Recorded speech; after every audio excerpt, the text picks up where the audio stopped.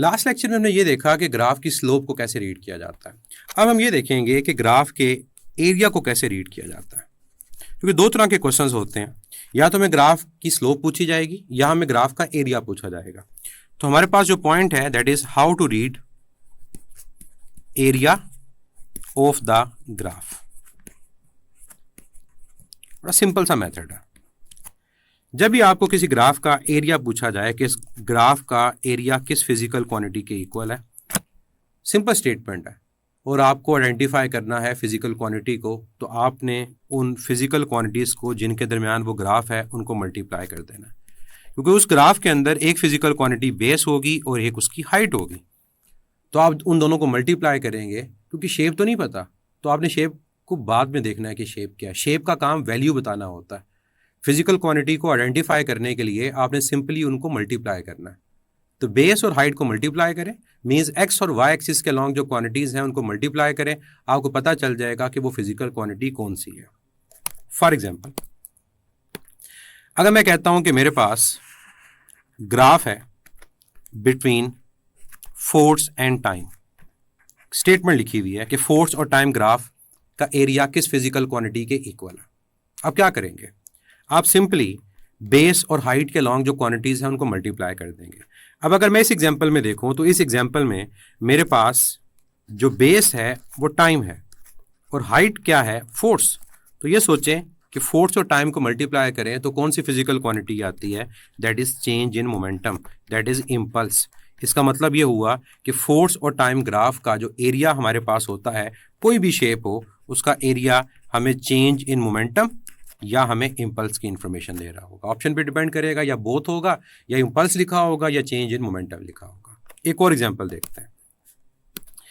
Let's say हमारे पास जो graph है that is between acceleration and time, और हमसे क्वेश्चन ये पूछा जाता है कि एक्सेलेरेशन और टाइम ग्राफ का एरिया किस फिजिकल क्वांटिटी के इक्वल। आप क्या करेंगे, सेम मेथड अप्लाई करेंगे, आप मल्टीप्लाई कर देंगे बेस को और हाइट को। तो बेस के लॉन्ग टाइम है, हाइट के लॉन्ग एक्सेलेरेशन। अब सोचें टाइम और एक्सेलेरेशन को मल्टीप्लाई करें तो क्या होता है, एक्सेलेरेशन जो होती है वो होता है rate of change of velocity, delta we over delta T.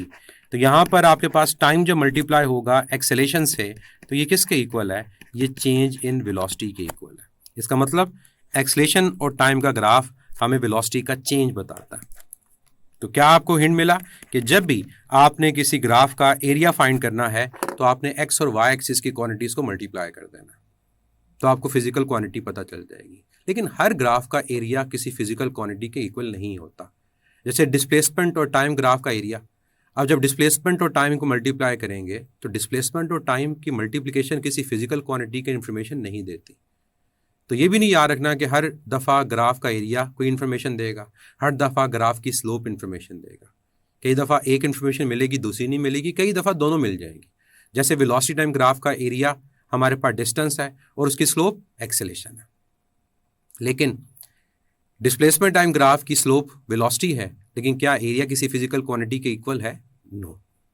तो ये पॉइंट इंपॉर्टेंट है। कैसे फाइंड करना है, मेथड बता दिया। अब एरिया किस फिजिकल क्वांटिटी के इक्वल है पता चल गया। अब नेक्स्ट पॉइंट जो हमारे पास यहाँ पर होता है वो ये होता है कि हमें एग्जैक्ट वैल्यू पता चल जाए कि अगर हमारे पास फोर्स और टाइम ग्राफ का एरिया इम्पल्स है तो इम्पल्स की वैल्यू क्या है।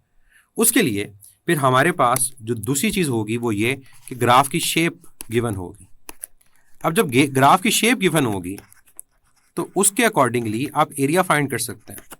अब वो डिफरेंट शेप्स हैं और आपके पास हर ज्योमेट्रिकल शेप का एरिया फाइंड करने का फार्मूला होता है। अब यहाँ पर हम उन डिफरेंट शेप्स को डिस्कस कर लेते हैं रिवीजन के तौर पे, कि हमें पता चल जाए कि शेप कैसी होगी तो वो हमें किस तरह से एरिया की वैल्यू बताएगी।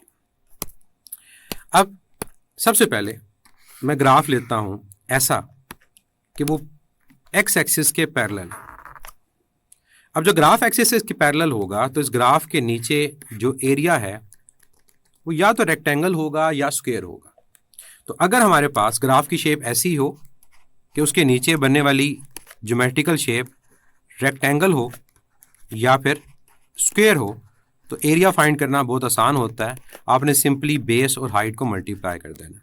ये आपके पास बेस है और ये आपके पास हाइट, मल्टीप्लाई करेंगे आपके पास एग्जैक्ट एरिया उसकी वैल्यू आ जाएगी। एक और एग्जांपल की तरफ चलते हैं।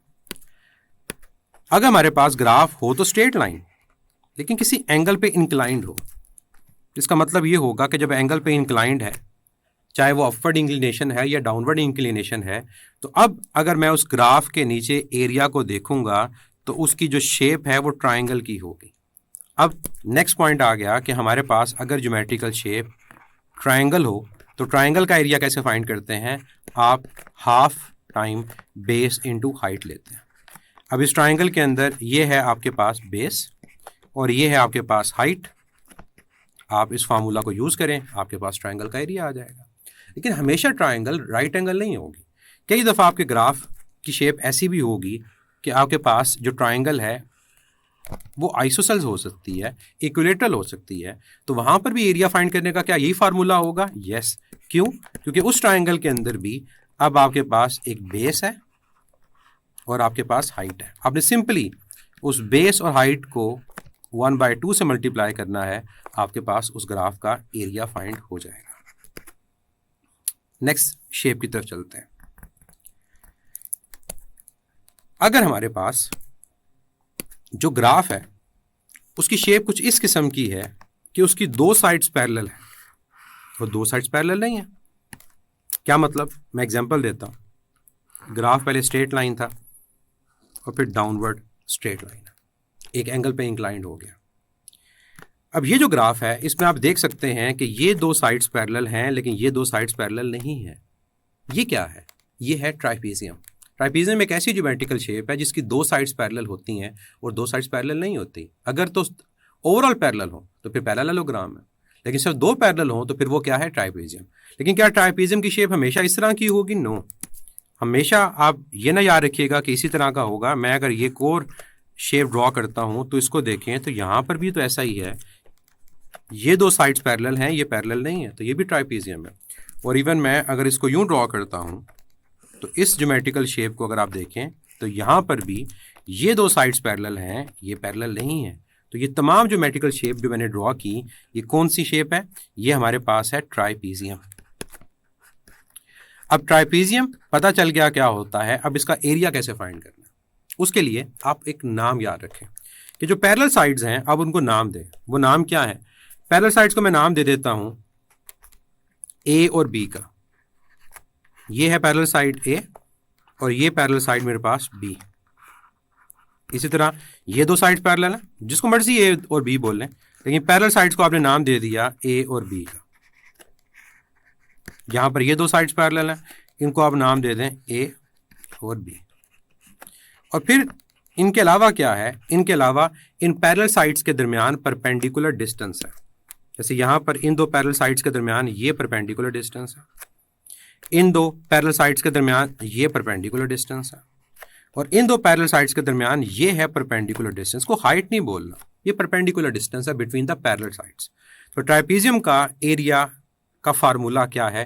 तो फार्मूला है area of trapezium is equal to half times sum of parallel sides into perpendicular distance between the parallel sides. Half time sum of the parallel sides multiplied by perpendicular distance between the parallel sides. तो यहां से आपके पास इन ट्राइपीजियम का area मालूम हो जाएगा। एक और मेथड भी है कि अगर आप ट्राइपीजियम से नहीं करना चाह रहे, ना करें, आप सिंपल उस शेप को कन्वर्ट करके देखें तो ये स्क्वायर है, ये ट्राइंगल है। यहाँ कन्वर्ट करके देखें तो यहाँ पर ये स्क्वायर या रेक्टेंगल है और दो ट्राइंगल्स हैं। यहाँ पर कन्वर्ट करके देखें तो यहाँ पर भी ऐसा ही है, स्क्वायर, रेक्टेंगल है और ट्राइंगल है। तो आप इनको सेपरेटली एरिया फाइंड करके ऐड कर दें, तब भी आंसर वही आएगा। लेकिन ट्राइपीजियम का फार्मूला अप्लाई करने से आपका आंसर जल्दी आ जाएगा। कुछ और शेप्स को देखते हैं। ये शेप आपको ज़्यादातर जो मिलेगी थर्मोडायनेमिक्स में मिलेगी, जब साइक्लिक प्रोसेस होंगे। यानी अगर हमारे पास जो शेप है वो क्या है? सर्कुलर है, या फिर हमारे पास जो शेप है वो सेमी सर्कुलर है। तो चाहे हमारे पास शेप सर्कुलर हो या सेमी सर्कुलर हो, हम दोनों को फाइंड कर सकते हैं। इस केस में जो आपको इन्फॉर्मेशन गिवन होगी वो डायमीटर गिवन होगा ओवरऑल, और ऑब्वियसली अगर वो सर्कल है तो लॉन्ग एक्स देखें या लॉन्ग वाई देखें, ये वैल्यू क्या होगी, सेम होगी।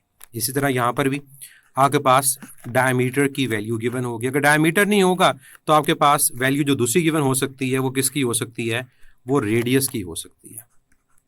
तो अगर हमारे पास जो शेप है वो क्या है, वो सर्कल है, या फिर हमारे पास वो शेप क्या है, सेमी सर्कल है, तो यहां पर भी हम उस ग्राफ का एरिया जो इंक्लोज्ड एरिया है वो फाइंड कर सकते हैं। कैसे? एरिया का फार्मूला क्या होता है सर्कल का, that is equal to pi R square. और अगर सेमी सर्कल होगा तो एरिया का फार्मूला होगा pi R square divide by 2। अगर डाटा डायमीटर की फॉर्म में गिवन है, आप जानते हैं कि जो रेडियस होता है that is equal to D by 2, तो यहाँ पर जब वैल्यू पुट करेंगे तो यह आ जाएगा स्क्वायर लेने के बाद पाई डी स्क्वायर बाय 4, और जब यहाँ पर आप वैल्यू लेंगे तो 2 पहले ही नीचे है तो 4 इंटू 2 8, तो ये पाई डी स्क्वायर बाय 8 आ जाएगा। तो ये है फॉर्मूलाज जिससे आप सर्कल का एरिया फाइंड कर सकते हो। अगर ग्राफ कोई ज्योमेट्रिकल शेप नहीं है, इसका मतलब ये है कि ग्राफ स्ट्रेट लाइन नहीं होगा, ग्राफ कर्व होगा, तब क्या करेंगे? याद रखिएगा कि जब ग्राफ आपके पास स्ट्रेट लाइन ना हो, ग्राफ कर्व हो, तो फिर आप डायरेक्ट किसी ज्योमेट्रिकल शेप से फाइंड नहीं कर सकते। फिर करना ये होता है कि उस ग्राफ को स्मॉल पैचेस में डिवाइड करना होता है ताकि वो किसी ज्योमेट्रिकल शेप के इक्वल आ जाए। और फिर तमाम पैचेस का आप सेपरेटली एरिया फाइंड करते हो, और जब तमाम पैचेस का सेपरेटली एरिया फाइंड करेंगे तो फिर जो टोटल एरिया होगा तमाम का सम करने से वो हमें रिक्वायर्ड रिजल्ट दे देगा। कोई भी शेप हो, मतलब शेप लाजमी नहीं ये हो, शेप अगर आपके पास ये बन जाती है, मेथड यही होगा कि पूरे ग्राफ को स्मॉल पैचेस में डिवाइड करते हैं। कंडीशन आगे जाके हम टॉपिक वाइज देखेंगे। पैचेस में डिवाइड करें, तमाम पैचेस का एरिया फाइंड करें, तो जो टोटल एरिया है वो आप फाइंड कर सकते हैं। लेकिन ऐसे MCQs नहीं आते, लेकिन आपको पता होना चाहिए कि ग्राफ कर्व है तब भी टोटल एरिया फाइंड किया जा सकता है।